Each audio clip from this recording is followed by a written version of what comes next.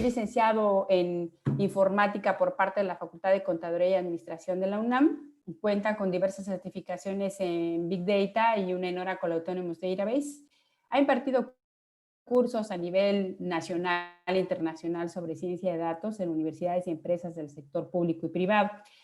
Cuenta actualmente con más de 15 años de experiencia en manejo de grandes volúmenes de datos, desarrollando casos de uso en diferentes instituciones, entre las cuales pues destacan el Banco Santander México, Grupo GIP, Instituto Mexicano del Seguro Social, C5 de la CDMX, Caja Costarricense. La bienvenida a Fernando con la plática. Adelante, Fernando. Gracias.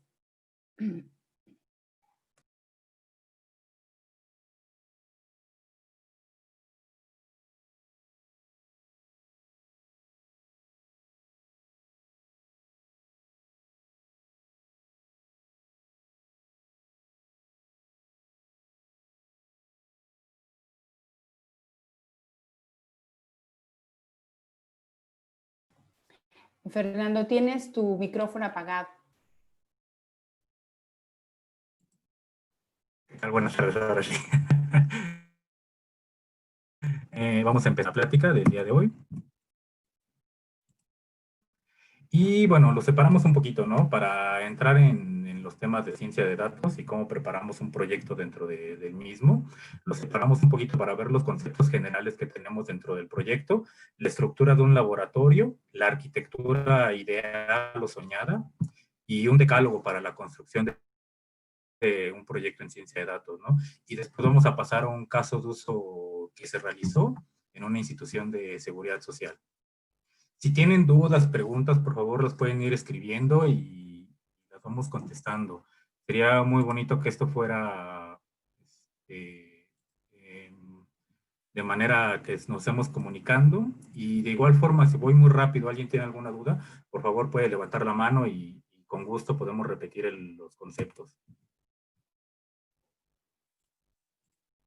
Bueno, me gustaría empezar con esta frase que hemos venido desarrollando, pensando, dentro de todos los proyectos que hemos hecho. Ya llevamos un largo camino recorrido en este camino de la ciencia de datos. Y bueno, el éxito de un caso de uso depende tanto del equipo que lo va a desarrollar como de quien conoce el negocio. Eso es muy importante. Dentro del decálogo vamos a ver varias cuestiones, pero todo al final es involucrarse, ¿no? Tanto un buen equipo de trabajo que tengamos, como el negocio involucra a la gente necesaria para poder desarrollar esto. Vamos a pasar a los conceptos generales. Y bueno, como conceptos generales siempre vamos a tener datos, ¿no? ¿Y cuál es la finalidad de todo esto? Convertir datos en datos inteligentes mediante analítica, ¿no? Los datos por sí solos no nos sirven de nada, pero ya cuando les pasamos un análisis y los empezamos a estructurar, ya nos pueden dar información. Y esa información puede ser muy valiosa para cualquier negocio. El término de Big Data todavía no está muy bien esclarecido, y nosotros lo ponemos mucho así, ¿no? Si nosotros vamos con la gente de infraestructura, la gente nos va a decir, bueno, ¿y ahora cuánto tengo que almacenar? ¿Qué tamaño de archivos voy a tener? Y para que se den una idea, ¿no? Vamos a estar hablando de petabytes, mínimo gigabytes de información, ¿no? Si vamos con los arquitectos de software, nos van a decir, bueno, ¿y ahora cómo van a ser mis ETLs, ¿no? ¿Cómo va a ser toda la integración de todo lo que tenemos? Si vamos con personas de TI o de sistemas, vemos el cambio de paradigma, ¿no? Vamos a hablar de MapReduce, de Spark, de Python, de Hadoop, todo ese tipo de cosas, ¿no? De R. Si vamos con la gente de base de datos, es aquí un gran boom, ¿no? Para los DBAs, las famosas bases de datos estructuradas tal cual como están hoy en día contra las no estructuradas. Y aparte, hoy tenemos el elemento nube, ¿no? Que ya es mucho más rápido y más barato, ¿no? Tener todo ahí. Si vamos con la gente de minería de datos, ahora vamos a ver un análisis 360 grados, ¿no? Sobre todo el producto. Y si vamos con la gente de negocio, vamos a ver las famosas 5 Vs, que es muy gracioso, ¿no? Cada vez que aparece una palabra con V, se la van añadiendo a Big Data, pero bueno, nos quedamos con estas 5 básicas, que sería volumen, porque vamos a tener una cantidad de datos, variedad, porque podemos tener cualquier tipo de dato, vamos a tener nuestro gobierno de datos y vamos a hacer nuestra ingesta. Nuestra capa de seguridad es aquí donde empezamos a meter todo lo que es la parte de cifrado y empezamos a dar metadatos, ¿no? Para identificar estos datos. Nuestra capa de almacenamiento es aquí donde diferenciamos un poco, ¿no? ¿Por qué? Porque lo podemos tener on-primes o nos podemos ir a la nube, ¿no? Depende mucho el negocio donde estemos hablando. Por ejemplo, los bancos no pueden sacar la información de su centro, tiene que ser on-premise, ¿no? Si quieren que sea más barato, lo podemos hacer en la nube sin ningún problema. Nosotros recomendamos muchísimo Cloudera. De hecho, Cloudera adquirió ya varias empresas. Creo que es el líder ahorita para ese tipo de tecnologías de ciencia de datos. Después, ¿cómo vamos a acceder a estos datos? ¿No? Una vez que ya los tenemos en nuestro lago de datos, accedemos por ellos mediante Hive o Spark. Podemos hacer nuestra minería, nuestros pronósticos, y para el usuario final solamente dejamos la capa de la visualización de datos o de los reportes, o en algunos casos nos han pedido regresarlo el resultado a una base de datos relacional. Al principio yo me preguntaba, ¿por qué? Bueno, si ya lo tienen más rápido acá, bueno, el proceso va a ser mucho más rápido, pero ya tienen todos sus procesos hechos dentro de base de datos relacionales. Entonces nosotros regresamos los datos para poder, para que ellos tengan su información mucho más rápido. Esto es lo que estamos próximos a implementar. Es algo que me emociona, ¿no? Porque sí, tener ese tipo de tecnología es muy caro, pero bueno, afortunadamente vamos a poder jugar con estos juguetes. Entonces, hay un aparatito que se llama Big Data Appliance, que son nodos de computadoras. Ahí podemos meter nuestros datos estructurados y no estructurados, y tenemos un Exadata igual, ¿no? Para poner los datos estructurados, y de los dos podemos hacer la conexión a nuestros sistemas de visualización, llámese Tableau, Power BI, el OAC, etcétera, etcétera, ¿no? Para poder hacer estos tableros de control. Un poco hablando de todas las tecnologías que tenemos, esto es como nosotros hemos llegado a hacer el 95% de los casos de usos que tenemos. Siempre en nuestras fuentes de información vamos a tener los datos estructurados, que son los que vienen de base de datos, ¿no? Puede ser Oracle, MySQL, Postgres, SQL, etcétera, etcétera.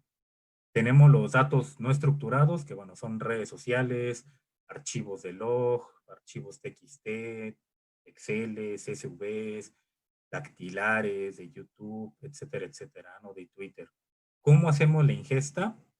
Dependiendo mucho, ¿no? Si son datos estructurados, la ingesta lo hacemos mediante Scoop o con el ODI de Oracle. Y si son no estructurados, lo hacemos con Spark, con Kafka o con Flume, ¿no? A todo esto hay una metodología que se llama Gobierno de Datos de Dama. Tienen que leerla. Es muy importante ir metiendo esta gobernanza de los datos para hacer todos sus proyectos, ¿no? Es muy importante tener un dato limpio, cifrado y gobernado para tener estos proyectos. Después entra una capa de planificación y seguridad, donde tenemos UCI, Sentry. La metodología se llama DAMA, así tal cual, lo buscan en Google, de gobierno de datos, de DAMA. En el almacenamiento, hasta el momento, nosotros siempre hemos confiado en Hadoop para tener nuestra replicación nivel 3. La administración de recursos dentro de nuestro clúster la va a llevar Yarn. La gestión y configuración la lleva Zookeeper. El procesamiento y el machine learning lo hacemos con Apache Spark. La base de datos no estructurada, hemos usado Apache Hive combinado con Apache Parquet. Apache Hive se convirtió en la base de datos del mundo no relacional, en donde todos se conectan a Hive. Y nosotros añadimos Parquet para poder todavía comprimir esos datos, ¿no? Entonces, los tenemos datos columnares, cifrados perdón, tenemos datos columnares y comprimidos, ¿no? Con Parquet. Los tenemos en Hive, y una administración visual, que esto es de lo más visual que vamos a encontrar, es Apache Hue, ¿no? Y después, bueno, esto lo podemos pasar, ya que lo tenemos en un Hive, lo podemos regresar a una base de datos relacional. Y en este caso, en este nuevo proyecto vamos a dar Oracle Autonomous Database. Ya es una nueva base de datos. Usa igual replicación en clúster, tiene cuadernos de trabajo esta base de datos, y tiene Machine Learning integrado, ¿no? Entonces, aparte de que corre sobre un Exadata, es tecnología que está 100% configurada y preparada para ese tipo de información. Bueno, hemos preparado dentro del equipo de trabajo todo un decálogo para esta construcción de un proyecto de ciencia de datos, ¿no? Realmente, si lo ven así, puede ser un poco fácil, pero sí tiene cada proyecto es una experiencia y un aprendizaje, ¿no? Entonces, yo creo que no le podemos dar un peso a cada una de las palabras que tenemos aquí, de las frases. Realmente el conjunto de todos es lo que hace un proyecto exitoso, ¿no? Desde la selección del caso de uso, ¿no? Cuando tenemos al caso de uso le llamamos a la pregunta de negocio, ¿no? ¿Qué es lo que vamos a hacer? ¿Qué es lo que vamos a investigar? Nosotros debemos de elegir una pregunta de negocio cuando estamos iniciando en esto, una que sea rápida, dos, que sea fácil de implementar y tres, que dé un retorno de inversión muy rápido a la empresa, ¿no? Si no tenemos estas características, va a ser muy complicado que el proyecto sea exitoso. Tenemos que combinar metodologías, ¿no? El uso de una sola metodología ya no es suficiente para este tipo de proyectos. Como bien mencionaba, necesitamos una metodología ágil, llámese Scrum, que es una de las más comunes que podemos usar, y necesitamos la metodología de minería de datos, ¿no? La CRISP-DM. Es súper importante tener esto. Necesitamos entendimiento del negocio. Si nosotros no entendemos qué es lo que vamos a hacer, cómo lo vamos a resolver, desde el momento que alguien les asigna una empresa, ustedes ya deben de estar leyendo la historia de la empresa, a qué se dedica, cuáles son sus puntos fuertes, cuáles son sus puntos en contra. Entonces necesitamos entender primero el negocio a gran escala y luego, si nos vamos a ir al área de finanzas, nos tenemos que meter al área de finanzas, ¿no? Tenemos que estudiar todo lo que es contabilidad, activos, pasivos. Si nos vamos al área médica, tenemos que leer la ley del seguro social. O sea, tenemos que entender al 100 el negocio para poder estar concorde, ¿no? Con ellos. Necesitamos un equipo de trabajo multidisciplinario. Como bien mencionaba, ¿no? Encontrar hoy en día un científico de datos está complicado. Son muchas cosas las que debe saber. Entonces, ¿qué mejor que tener un equipo de trabajo multidisciplinario que nos pueda ayudar en cada una de las áreas, ¿no? La otra cosa que es muy importante, si no tenemos un involucramiento del negocio, estamos mal, ¿no? O sea, cuando estamos viendo que damos un resultado y el negocio ya no regresa, no da retroalimentación, tenemos que replantearnos, ¿no? El caso de uso si realmente vale la pena. Entonces necesitamos que el negocio como tal esté involucrado hasta dentro del desarrollo, podría llamarse, ¿no? Para que vayan viendo la evolución de todo el proceso del proyecto. Otra cosa muy importante, la disponibilidad de las fuentes de información. Podemos tener la pregunta de negocio soñada, pero hoy en día con la ley de acceso a datos personales es complicado tener todos los datos, ¿no? Afortunadamente ya es más fácil cifrar la información y poder trabajar con ella. De hecho, ya hay procesamiento sobre datos cifrados, eso es maravilloso, pero si no tenemos la disponibilidad de estas fuentes de información, muy difícilmente vamos a poder construir el proyecto, ¿no? Dentro de la metodología CRISP-DM, el paso número 2 es el diagnóstico de los datos, ¿no? Tenemos que hacer un correcto diagnóstico, tenemos que sabernos de pie a pa todos los datos, ¿no? Realmente necesitamos conocer el número exacto de datos, cómo lo estamos haciendo, los porcentajes, los nulos, de todas las tablas que están involucradas, ¿no? Para poder realizar un proyecto. Obviamente esto es súper importante también, ¿no? La elección de las herramientas adecuadas. Dentro de ciencia de datos y de Big Data tenemos muchas herramientas. Entonces, cada una va a tener su pro y su contra. Todas tienen beneficios, todas tienen contras. Entonces, debemos hacer la investigación de todas esas herramientas para ver cuál nos va a dar. Y esto se da con la capacitación. Necesitamos estar en capacitación constante. Afortunadamente, y agradezco también en cierta parte este nuevo modo de trabajo, nosotros ya tenemos más tiempo para capacitarnos. Hay muchísimos cursos online, muchísimos son gratuitos. La llegada de estas fuentes de información, Google ha soltado millones de fuentes de datos. Todo esto ya es cuestión personal, ¿no? O sea, hay muchas tecnologías que necesitan aprenderse y necesitamos echar manos a la obra, ¿no?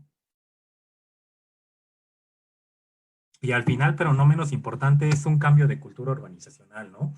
realmente tenemos que hacerlos entender que no vamos a llegar a quitarle el trabajo a nadie, simplemente vamos a llegar a facilitar, a mejorar los procesos que ya existen para dar otros resultados, ¿no? O sea, realmente esta cultura, afortunadamente ya la gente se está dando cuenta que es necesario tener estos cambios innovadores dentro de sus empresas. Entonces, es importantísimo tener esta cultura organizacional. Híjole, aquí hacen una pregunta, ¿no? ¿Qué herramientas existen y cuáles son las básicas en cualquier análisis de datos? Herramientas, como lo menciono, hay muchísimas. Nos podemos ir desde herramientas básicas, ¿no? Muchas veces cuando hago una prueba de concepto me dicen, ay, de seguro usaste todas las herramientas de Big Data, ¿no?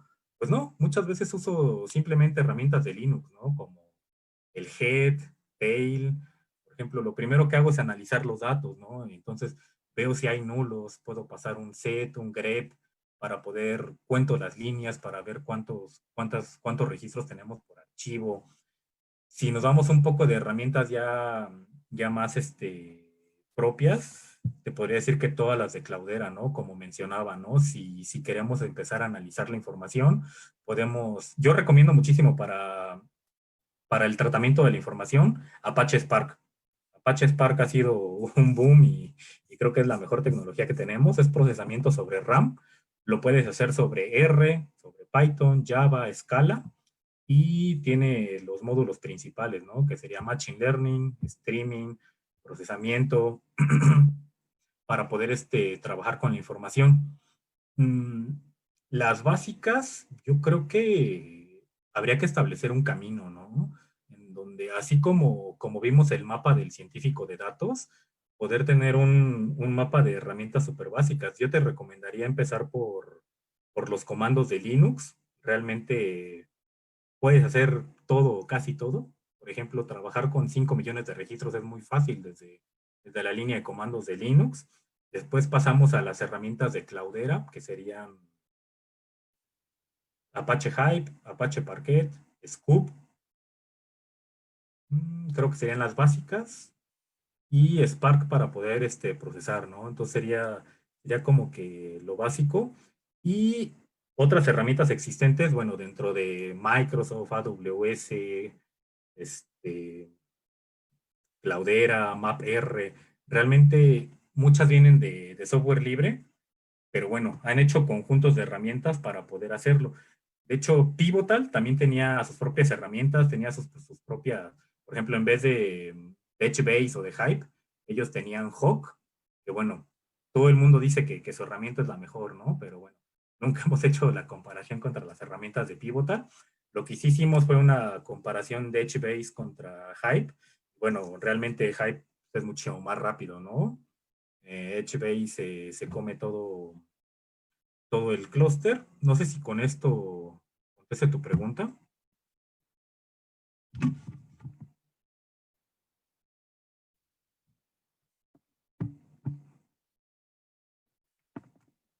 Perfecto. Y bueno, hacer este proceso de implementación, ya con toda esta experiencia que hemos adquirido, más o menos vamos a detallar un poquito los pasos, ¿no? ¿Cómo fue que iniciamos, no? Hubo una licitación y dentro de esa licitación, bueno, hay muchas empresas compitiendo y cuando ganamos, lo primero que se hizo es que ellos tenían 2 casos de uso, ¿no? Entonces, lo primero que hicimos fue un taller de casos de uso para ayudarles a elegir la pregunta correcta, ¿no? Afortunadamente, este negocio sabía de la importancia de la tecnología de ciencia de datos en su institución y pudo contactar a la mayoría de las grandes cabecillas de sus áreas. Entonces, se llegó a la conclusión de que, como eran 2 casos de uso, hacer un caso de uso interno y hacer un caso de uso externo, ¿no? El que les vamos a platicar, bueno, el que les voy a platicar ahorita es el caso de uso interno. Se llama talento humano. Realmente, bueno, talento humano es igual a recursos humanos aquí en México, ¿no? Entonces, después de que ya tuvimos el taller de casos de uso, tuvimos la participación, afortunadamente, de todas estas personas, se llegó a esta conclusión y lo primero que hicimos fue desarrollar nuestro plan de trabajo, ¿no? Planificar de una vez nuestras reuniones semanales de avance, ver todo lo que teníamos que hacer para ir conforme a una metodología, ¿no? Lo tercero, perdón, fue las reuniones de explicaciones del proceso, ¿no? Es el famoso estado del arte. Cuando hagan su tesis, es el estado del arte, es cómo están actualmente, cómo lo hacen. Y empezamos a identificar a las personas que nos van a ayudar muchísimo dentro del desarrollo del caso de uso, ¿no? Aquí es muy importante identificar a las personas líderes que conocen el proceso y a las que tienen acceso a la información, ¿no? Entonces, esto es muy importante.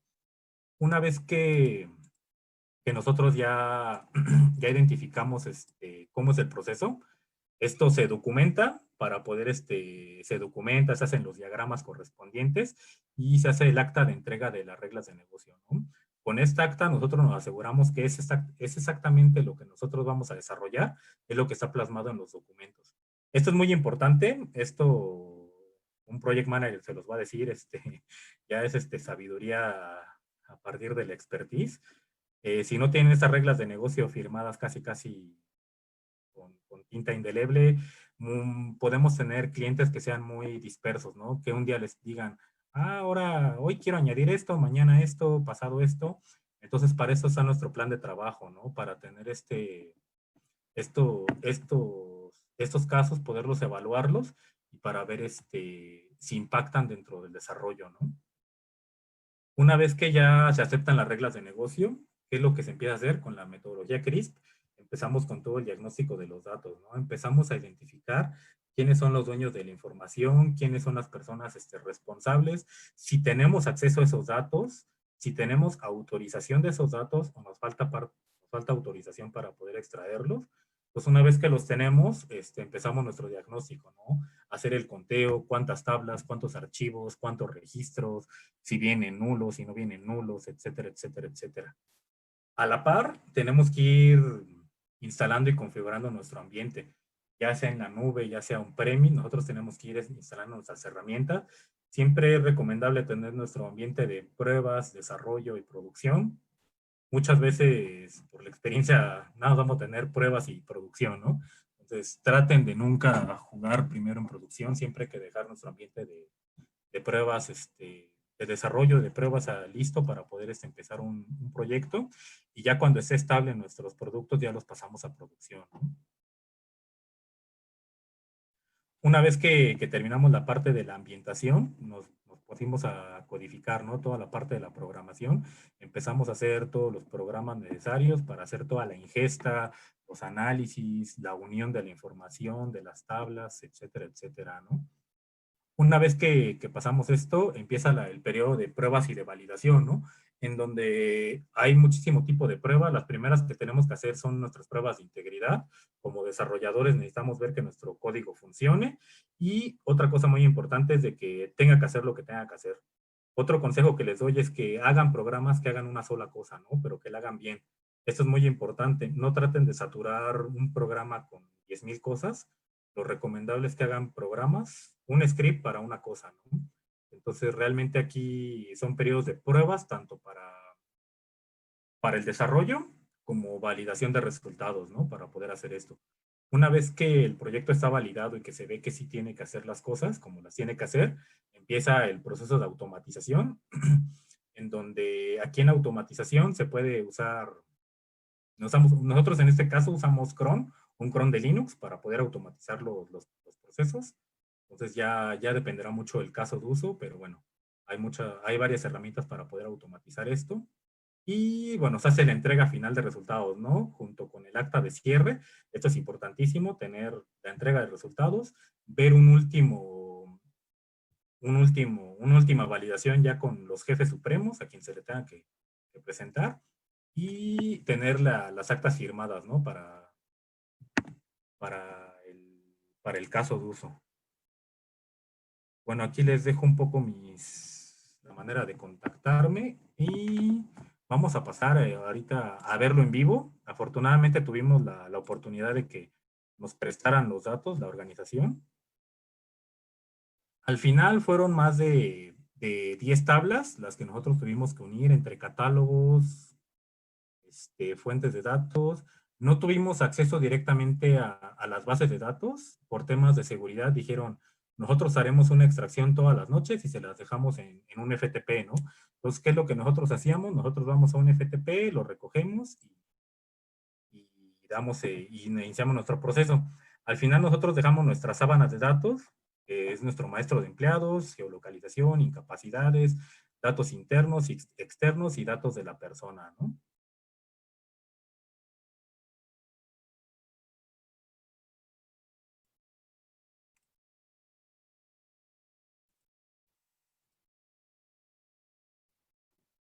¿Ok?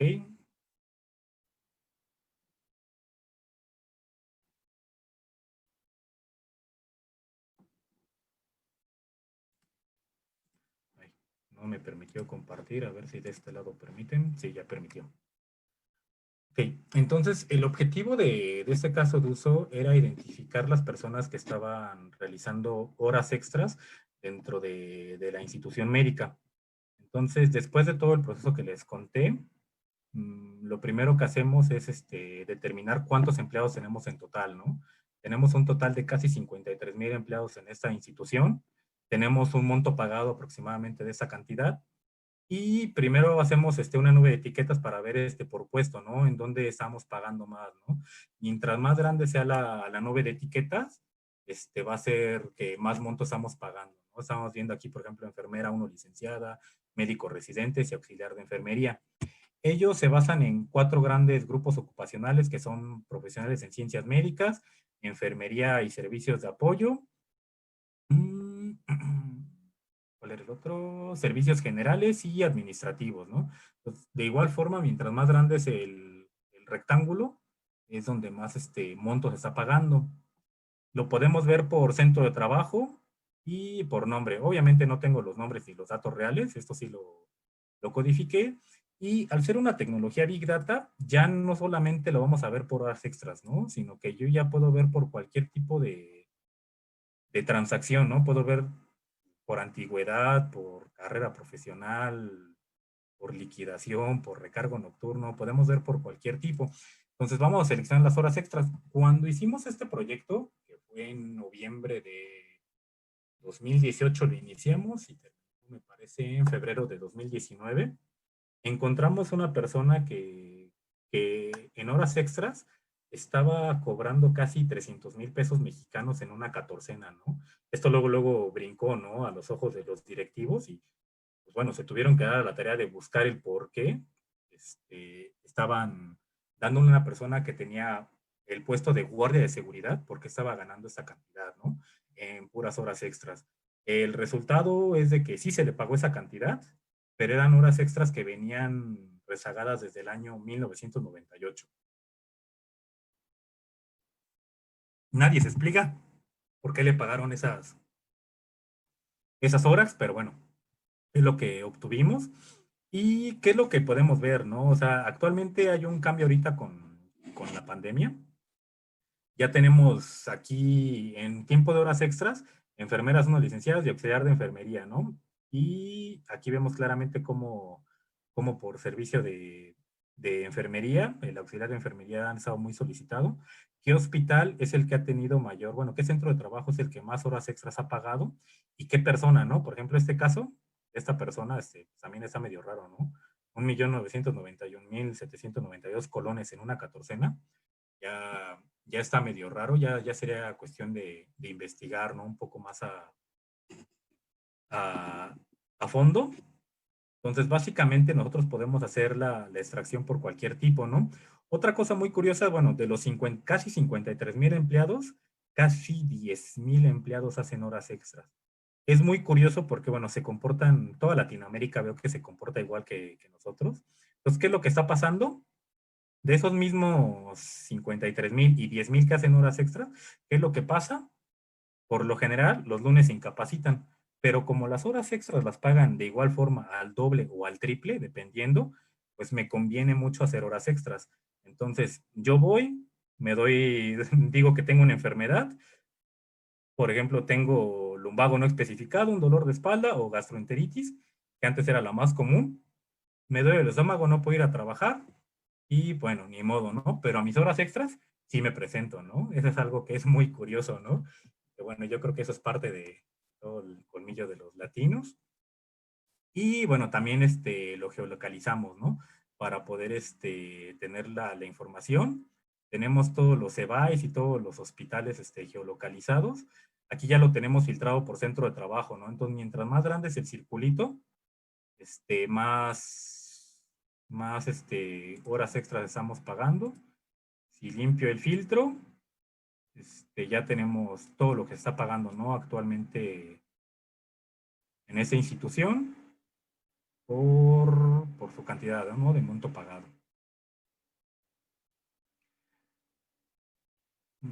Bueno, voy a dejar este espacio de 10 minutos para preguntas y respuestas. No sé si alguien tenga alguna pregunta.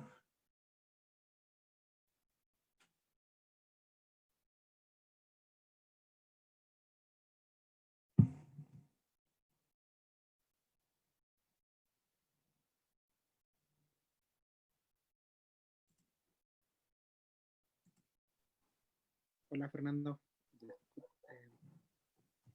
Pedro Benítez. ¿Qué tal? Buenas tardes. Me atrevo a hablar ya que nadie decía nada.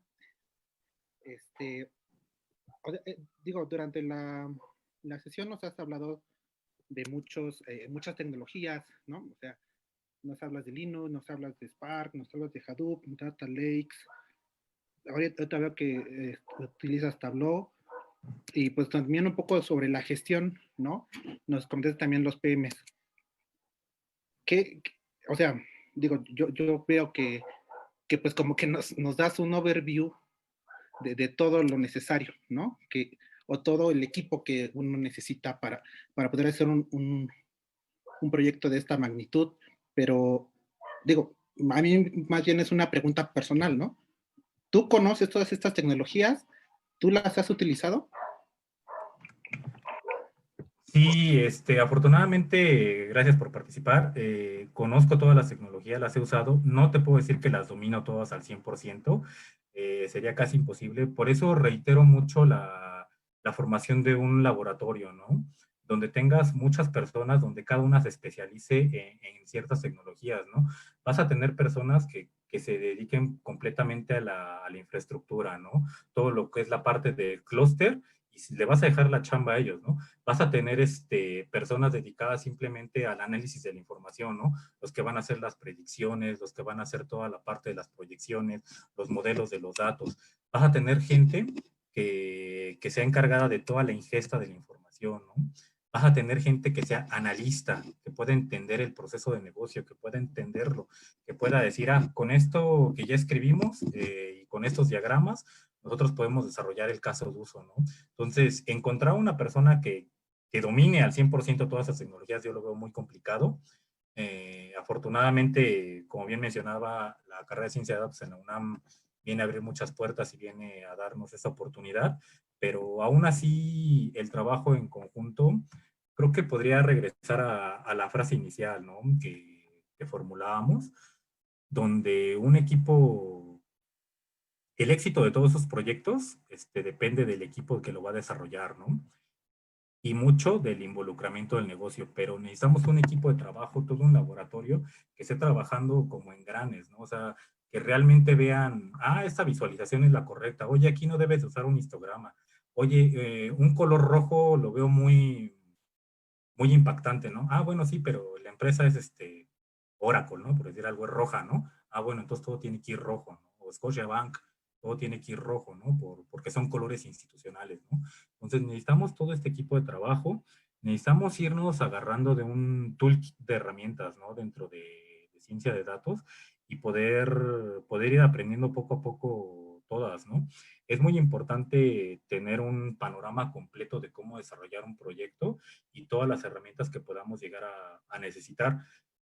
Las que mencioné, con estas resolvemos el 95% de los casos de uso que hemos realizado.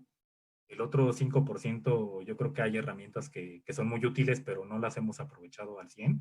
Y cada empresa va a estar inclinada hacia una tecnología, ¿no? Entonces debemos de estar preparados para estos cambios de tecnología, para las nuevas tecnologías, para los procesos y para ver cuál se adapta más a nuestro modelo de negocio. De acuerdo, Fernando, muchas gracias. Muy, muy buena tu explicación. Le cedemos la palabra a Francisco Javier Rojas Durán, por favor. Sí, ¿qué tal? Buenas tardes, ¿me escuchan ahí? Sí, buenas tardes. Tengo una cuestión o duda sobre cuando mencionas Spark. eh, ¿Qué ventaja tendría usar un poco más Spark sobre Hadoop como parte desde el punto de vista de stack tecnológico, no sé cómo llamarlo? Bueno, nosotros utilizamos las dos tecnologías. Punto número uno, ¿no? Hadoop lo utilizamos para tener la consistencia y la veracidad de la información porque tenemos una replicación 3 en nuestro clúster en donde tenemos garantizada la información, ¿no? Ya no recomendamos mucho trabajar sobre MapReduce, todavía es muy bueno, pero realmente es muy complicado programar en MapReduce. Créeme, es un dolor de cabeza programar en MapReduce. Cuando nace Spark, es un lenguaje, bueno, podemos usar Python, R, es scripting, es muy sencillo. Nosotros ya no necesitamos ver muchas cosas. Entonces, esa sería una de las grandes ventajas que tiene Spark sobre Hadoop. No te estoy diciendo que dejemos de usar Hadoop, simplemente nuestra recomendación es Hadoop para almacenar la información, Spark para procesar, porque con Spark aparte ya tenemos el procesamiento sobre memoria RAM. Entonces, hacer el procesamiento sobre memoria RAM es muchísimo más rápido que MapReduce. MapReduce todavía utiliza discos. Y aunque sean discos de estado sólido, todavía procesar sobre memoria RAM es muchísimo más rápido. Ok, muchas gracias. Por nada. Ok, Alejandro Bondi, por favor. Hola, muchas gracias por la plática. Yo quería preguntar sobre si puede tener un impacto en el desarrollo eh, de este tipo de proyectos y hacer ciencia de datos, los cambios que están proponiendo en el INAI sobre el acceso a la información. En tu experiencia, ¿eso generaría cambios? Creo que nos estamos metiendo en temas complicados, ¿no? Bueno, de por sí, cuando sale la propuesta de datos abiertos, que muchas instituciones tienen los datos abiertos, ¿no? Todas las instituciones públicas están, realmente ninguna los tiene completos, ¿no? Y muchas tienen fallos, ¿cómo podría decirlo? Es que es medio complicado. Digo, este acceso pues, nos va a quitar un poco la libertad hacia pedir la información de una manera, estamos en nuestro derecho, ¿no?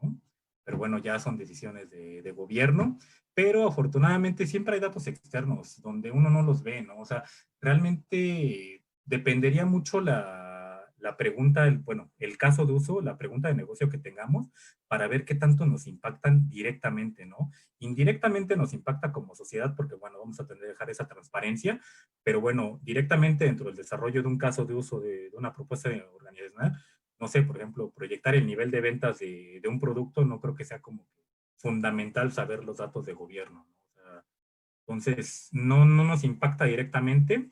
Siempre les digo, ¿no? Los datos externos son los que influyen mucho dentro del desarrollo de un proyecto, ¿no? Igual otra prueba de concepto que hice con estos mismos amigos de Costa Rica, me pasaron los datos de recaudación, ¿no? Y entonces, ¿qué fue lo que hice? Empecé a analizar datos para ver los sectores económicos que existen en Costa Rica. Entonces, lo primero que se hace es la estadística descriptiva para ver cómo va 2017 contra 2018, contra 2019, etcétera, ¿no? 2020, 2021. Luego comparas mes a mes y luego, al juntarlos con los sectores, con las actividades económicas primarias, secundarias, terciarias, pudimos ver el impacto de la pandemia, de a qué tipo de actividad le estaba pegando más la pandemia, ¿no? Entonces, realmente siempre buscar la información externa en la que te va a nutrir. Digo, lo del INAE, pues obviamente sí nos impacta, pero bueno, tenemos que ver otra forma para poder conseguir la información, ¿no?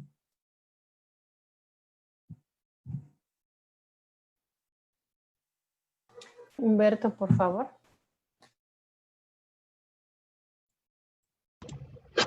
Sí, que quisiera saberse de cuántos laboratorios hay en México de esos que estás proponiendo, laboratorios de datos.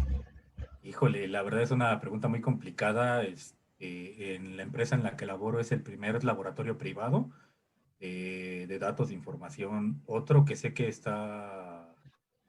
que está en el Poli es el del doctor Guzmán Arenas, ahí en el SIC, y la verdad no conocería otro, realmente no, bueno, en empresas privadas, son pocas, esas sí ya no podría decir los nombres, pero realmente son grupos de trabajos pequeños que van agarrando esta idea, ¿no? De cómo estructurar los proyectos para poder tener la respuesta en 2, 3, 4 meses, ¿no? Realmente es un poco complicado. Te digo, el que sí conozco es el del SIC, del Poli, realmente sí, con el doctor allá Guzmán Arenas. Ok, muchas gracias. Sí, por si uno quiere participar o adentrarse en este mundo, pues entrar en empresas que ya tengan algo de experiencia.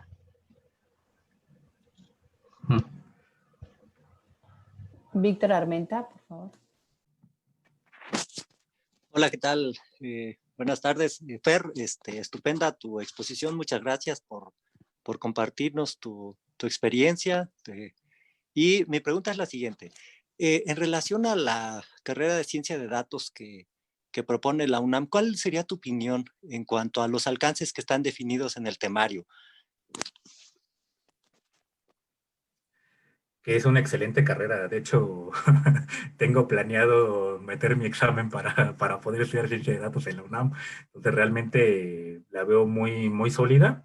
Veo que no la lanzaron por lanzar, ¿no? Sí hubo un análisis definido de todo el temario para poder abarcar la mayoría de las partes. Estuvo excelente que quedara en la Facultad de Ciencias para poder tener toda esa integración. Entonces, realmente veo que el temario de la carrera es muy bueno, veo los alcances muy, muy bien definidos y sobre todo la visión, ¿no?, que tiene la UNAM sobre esta nueva tecnología. Muchas gracias, Fer, y felicidades por la exposición. Muchas gracias. Ahora, nada más para aclarar, la licenciatura en Ciencia de Datos es responsabilidad del Instituto de Investigaciones en Matemáticas Aplicadas y en Sistemas. Como es un instituto, se vale de 2 sedes, una que es la FES Acatlán y otra que es la Facultad de Ciencias. ¿Sale? Nada más para aclarar, ¿no? Y bueno, el que continúa sería Vinicio, por favor. Hola, buenas tardes. En tu experiencia, ¿qué tan fácil o complejo sería aplicar todos estos modelos a sistemas legados? Que aunque creemos que no hay, pero sí hay y hay muchos. ¿Por sistemas legados te refieres a, perdón? Pues sistemas del siglo pasado, aplicaciones en mainframe. Te voy a decir la realidad, realmente todo lo que está funcionando, son sistemas legados, ¿no? Seguimos teniendo sistemas en AS400 funcionando. Realmente la integración con esta nueva tecnología, ¿no?, con ciencia de datos es maravillosa. ¿Por qué? Porque ya no le vas a cargar más a ese core que ya tienes, ¿no? ¿Qué es lo que vas a sacar? ¿Qué es lo que vas a hacer? Con Big Data vas a dar una respuesta mucho más rápido de lo que ya lo tenías, ¿no? Entonces le dejas al sistema legado, le dejas su chamba, ¿no? Lo que estaba haciendo, tú lo que haces es la ingesta a tus nuevos sistemas y empiezas a hacer tus modelos, ¿no? Para poder ofrecer promociones, estrategias de marketing, etcétera, etcétera. Y ya con esto puedes integrar. Realmente yo veo muy complicado todavía unos 10 años que podamos quitar estos sistemas legados. Entonces, lo que siempre hemos hecho es sacar la información de donde está, de los temas legados, y ahora pasamos, ¿no?, de una tecnología que teníamos de Business Intelligence, de tener vistas mensuales, pasamos a tener a vistas por horas, ¿no? O sea, realmente en 4 horas ya puede estar, en 1 hora, ¿no? Sacar campañas. Si antes sacaban una campaña al mes, ahora pueden sacar una campaña diaria, ¿no? Entonces, realmente le estamos aligerando el trabajo a los sistemas legados y podemos seguir con nuestras promociones, con todas las herramientas de Big Data para poder dar solución. Es así la integración. Y de hecho, muchas veces, como bien mencioné, una vez que lo tenemos ya en herramientas Big Data, nos piden regresarlo a tecnología de sistemas legados, ¿no?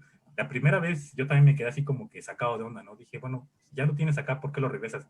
Dicen, es que ese era un proceso que me tardaba a mí, por ejemplo, 1 semana en hacer, y ahora ya en esa nueva tecnología me tardo 4 horas en hacerlo. pues si tú me regresas el dato, yo ya voy a poder hacer todo mi otro proceso, ¿no? Toda mi cadenita. Pues dije, wow, o sea, realmente ahí es donde vemos la interconectividad, ¿no? Entre estos sistemas. Gracias. No, por nada. Y ya la última pregunta de Francisco Javier Vázquez, por favor.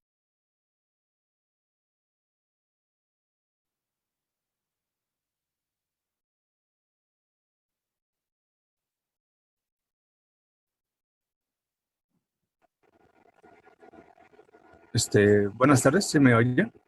Sí. ¿Qué tal, Fernando? Muchas gracias por esta presentación.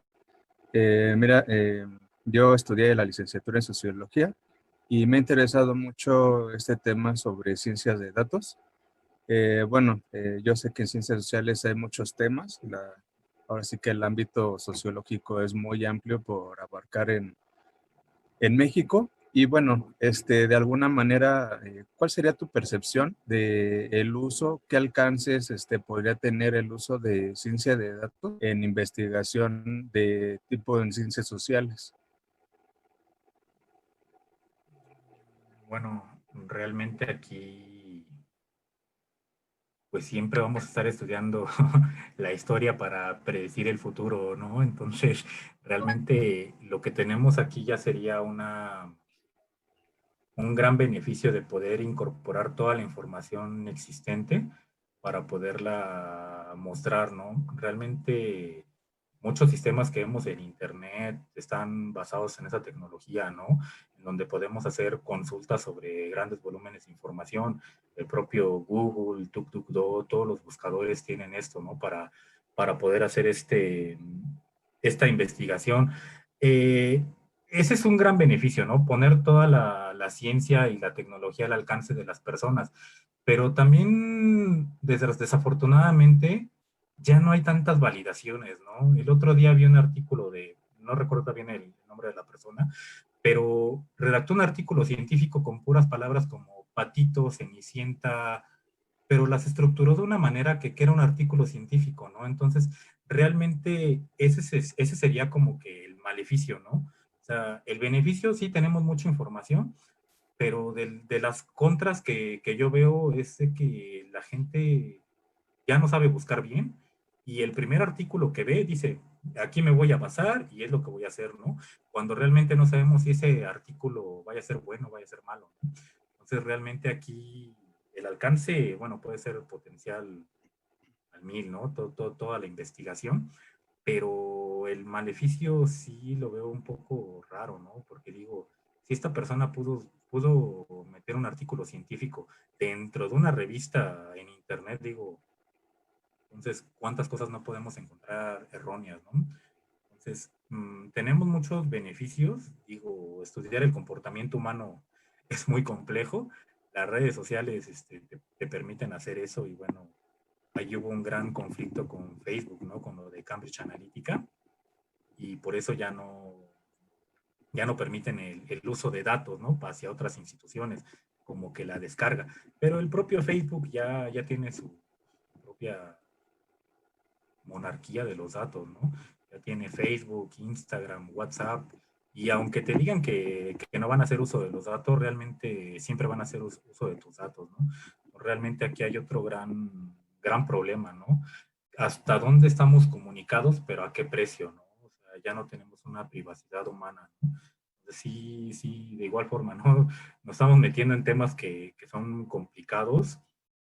Por un lado lo veo y digo, qué bueno, ¿no? Estos adelantos tecnológicos, pero por otro lado veo y miro la privacidad humana y digo, wow, o sea, estamos como que en un punto en donde no sabría ya qué es lo que es bueno y qué es lo que es malo, ¿no?